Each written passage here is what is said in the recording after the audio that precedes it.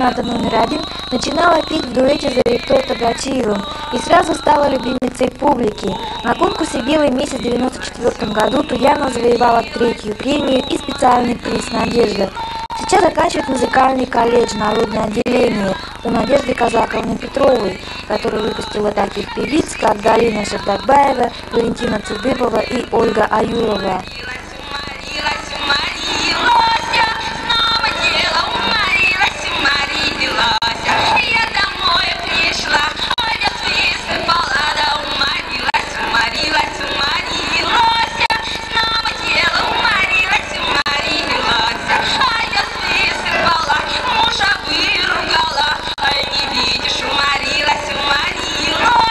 Я, знаете, очень хочу поступить в Москву.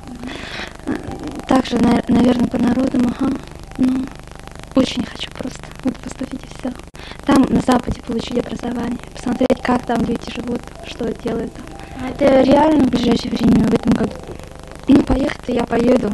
Это уже реально. Вот только поступить, я не знаю. Сейчас очень сложно. Нужно деньги иметь там или быть, не знаю.